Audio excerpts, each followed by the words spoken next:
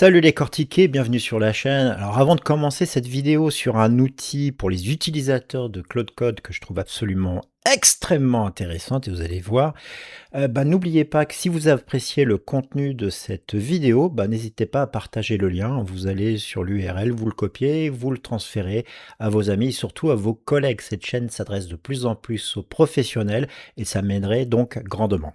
Aujourd'hui, on va s'intéresser à un outil qui est dédié à Claude Code et qui permet de faire de l'analytics dessus. Ça a été développé par Romain Gaspard et c'est grâce à Thomas Gerbeau que j'ai découvert ce matin cet outil. J'ai tellement adoré que j'ai voulu partager ça avec vous.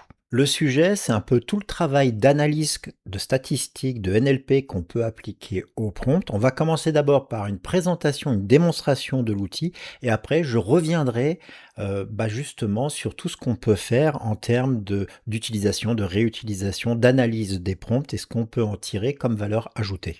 On est donc sur la page d'accueil de ce Prompt Analytics for Cloud Code. Donc ici, on a une première vue, on va dire, un peu globale. Donc là, on voit qu'on a eu 80 sessions, on a eu 798 prompts, donc on a une croissance de 159% par rapport aux précédents 7 jours.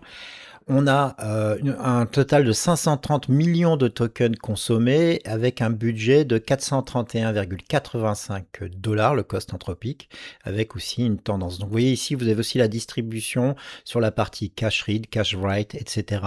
Et là, un peu l'activité, le coût par jour et par date. On va rentrer un peu plus dans les détails. Alors juste avant, vous voyez l'URL. Je vous ai mis le lien de cette démonstration live dans la description de la vidéo. Sinon, vous pouvez cliquer sur Usage et là, vous allez avoir une analyse plus pointue de toutes les utilisations avec différentes représentations graphiques. On peut aussi voir quels sont les modèles qui ont été le plus utilisés. Là, on a par exemple le token volume by model, on a du Fable 5, du Lopus, du Sonnet, du Haiku, vous voyez, avec aussi le weekly cost by model, donc la distribution des coûts par modèle, etc., etc. On peut aller aussi sur l'analyse par session. On va voir quels sont les types de travaux, donc sur la partie data pipeline, la partie web app front-end, ML experiment, etc., etc., etc. Et vous voyez que c'est quand même très détaillé. On a le graphe d'analyse de session. Pareil, on retrouve là aussi énormément d'affichage utile d'un point de vue analytics, etc., etc., etc., des explorers, la partie optimisation, quota, etc., etc. C'est vraiment une application totalement complète et qu'on peut trouver sur le GitHub de Romain Gaspard. Donc c'est Prompt Analytics for Cloud Code. Là encore, je vous ai mis le lien en commentaire et vous avez accès à l'ensemble des sources et à la documentation qui est ici à absolument découvrir. C'est un format que je ferai de plus en plus souvent, des petites vidéos techniques qui vous présentent des outils pertinents qui s'adressent plutôt aux professionnels ou aux amateurs éclés et hobbyistes, je veux dire, de haut vol. Voilà. On va revenir un peu sur cette histoire d'analyser des prompts. Quand on met en place une infrastructure LLM, même pour une petite entreprise, c'est toujours intéressant d'analyser les prompts en termes d'entité, de type. Est-ce qu'il y a des prompts qui sont récurrents, qu'on retrouve souvent?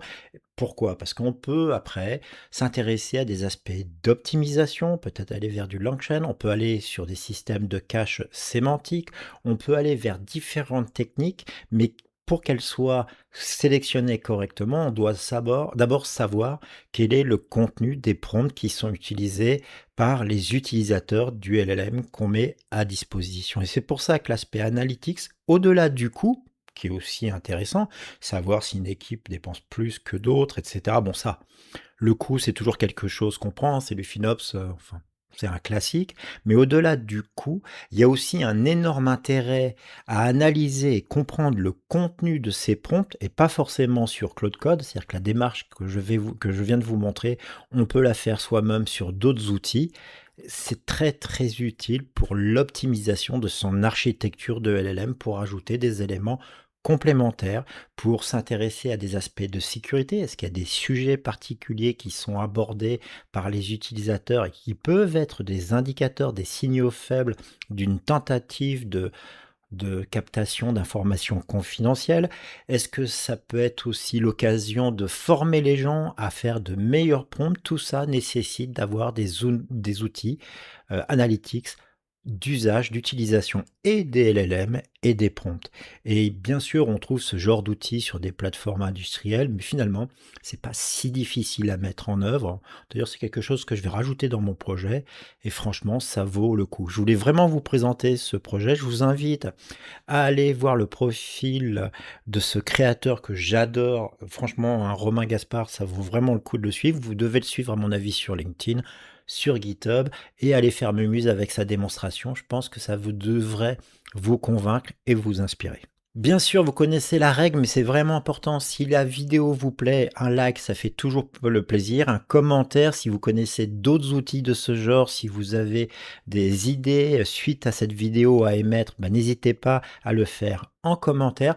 Par contre, ne vous abonnez pas à la chaîne, sauf si vous êtes réellement intéressé par le contenu de cette chaîne. Donc, si vous connaissez pas la chaîne et que vous venez juste de la découvrir, cliquez au hasard, complètement au hasard, pas forcément les vidéos les plus vues, sur quelques-unes des autres vidéos et si ça vous plaît, abonnez-vous. Un vrai conseil d'ailleurs, si vous faites le ménage sur vos abonnements et que vous virez tous les abonnements qui étaient juste pour dire merci parce que la vidéo est intéressante, mais en fait vous n'avez pas continué à suivre la chaîne, vous verrez qu'en faisant le ménage, YouTube va vous proposer du nouveau contenu extrêmement intéressant et ça marche vraiment.